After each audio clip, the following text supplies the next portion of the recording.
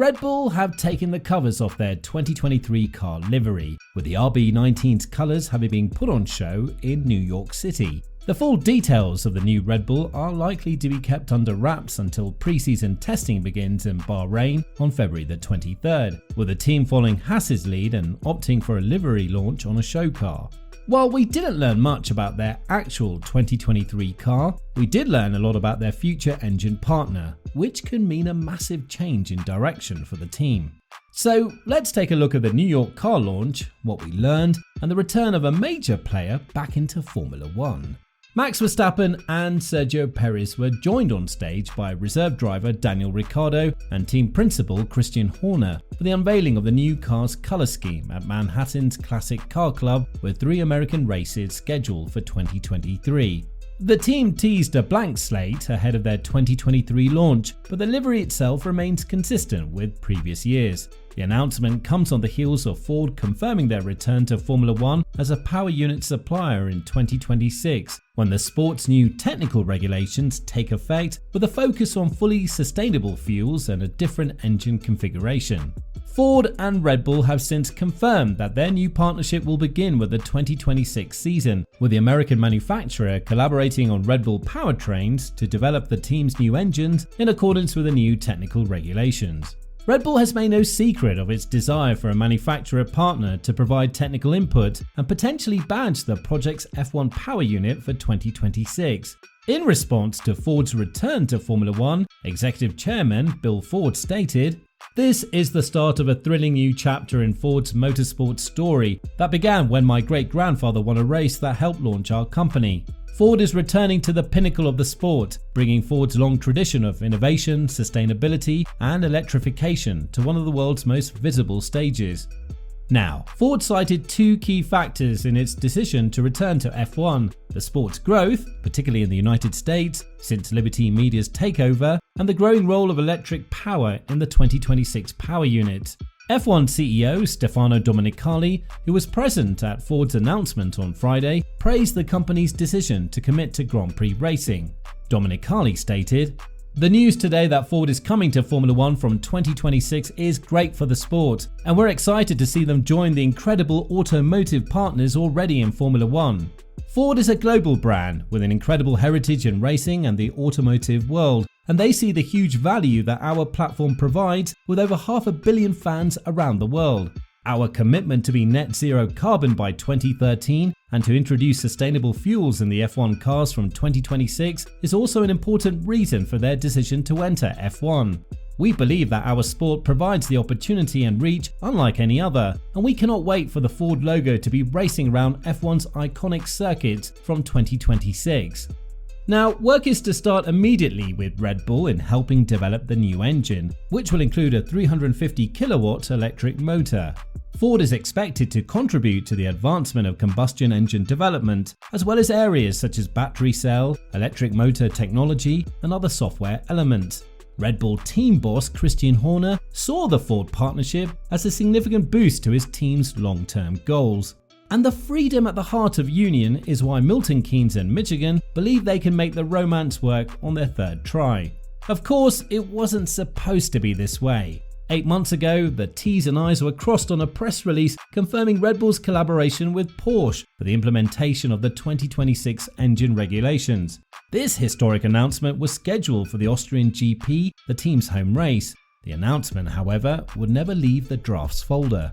Concerns had grown that Christian Horner and his team would not be given the autonomy required to maintain the structure that was about to deliver Max Verstappen his 2nd driver's title in a row and return Red Bull to the top of the Constructors' Championship for the first time since 2013.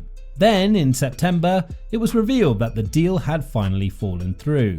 Horner alluded to the culture clash, stating that Red Bull has always been a self-sufficient team. The Brit was speaking at a time when the newly formed Red Bull Powertrains division was about to test a 2026 spec engine, and the late Red Bull co-founder, Dietrich Mateschitz, was in declining health. Major investment to secure the long-term future of the F1 project has always been the preferred option in that context. As a result, after the Porsche deal fell through, speculation shifted to a rekindling of the partnership with Honda, and now we have confirmation of a technical alliance with Ford. Ford checks all the boxes for Red Bull and vice versa. F1 is experiencing a global popularity surge thanks to Netflix. It's finally broken into the American market with a debut race in Las Vegas this year, joining existing races in Miami and Austin, Texas. That growing popularity in the United States is why Andretti Autosport is buzzing about F1 and has bolstered its credentials for any nascent entry by partnering with General Motors. Ford, the company's biggest rival, also wants a piece of the action. F1's goal of being carbon neutral by 2030 further helps sell the dream to Detroit boardrooms as they bring the inherent contradiction of 2-ton plus all-electric trucks to market.